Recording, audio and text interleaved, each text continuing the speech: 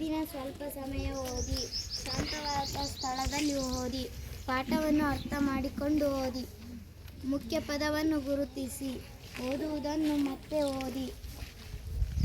ಅರ್ಥವಾಗದಿದ್ದರೆ ಶಿಕ್ಷಕರನ್ನು ಕಾರ್ಯಕ್ರಮ ಪರಿಣಾಮಕಾರಿ ಓದುವಿಕೆ ಮಾಡಲು ಕೆಲವು ಸರಳ ಆದರೆ ಬಹಳ ಉಪಯುಕ್ತ ಸಲಹೆಗಳು.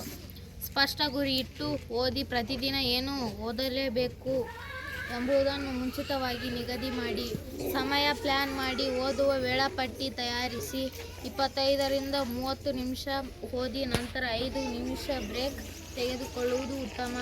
ಗಮನ ಕೇಂದ್ರೀಕರಿಸಿ. ಮೊಬೈಲ್, ಟಿವಿ ಓದಿದ್ದನ್ನು ಪುನರಾವಲೋಕನ ಮಾಡಿ. ಓದಿದ ವಿಷಯವನ್ನು ದಿನದ ಕೊನೆಯಲ್ಲಿ ಅಥವಾ ವಾರಕ್ಕೆ ಒಮ್ಮೆ ರಿವಿಷನ್ ಮಾಡಿ. ನೋಟುಗಳನ್ನು ಮಾಡಿಕೊಳ್ಳಿ. ಮುಖ್ಯ ಅಂಶಗಳನ್ನು ಬರೆಯಿರಿ. ಪಾಯಿಂಟ್ಗಳಾಗಿ ಬರೆಯುವುದು. ಪಾಠವನ್ನು ಅರ್ಥ ಮಾಡಿಕೊಂಡು ಓದಿ. ಕೇವಲ ಓದುವುದು ಅಲ್ಲ, ಅದರ ಅರ್ಥ ತಿಳಿದುಕೊಳ್ಳಿ. ಮುಖ್ಯ ಅಂಶಗಳನ್ನು ಗುರುತಿಸಿ. ಮುಖ್ಯ ಅಂಶಗಳನ್ನು ಗೆರೆ ಹಾಕಿ. ಚಿಕ್ಕ ಟಿಪ್ಪಣಿಯನ್ನು ಬರೆಯಿರಿ. ಓದಿದ ವಿಷಯವನ್ನು ಚಿಕ್ಕ ಟಿಪ್ಪಣಿಗಳಾಗಿ ಬರೆಯಿರಿ.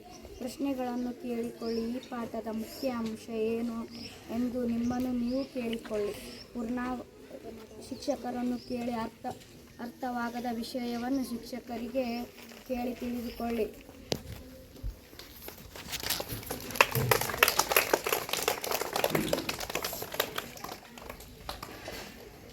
ಉಳಿದವ್ರಿಗೆ ಏನಾಗೈತೆ ನಿಮ್ಗೆ?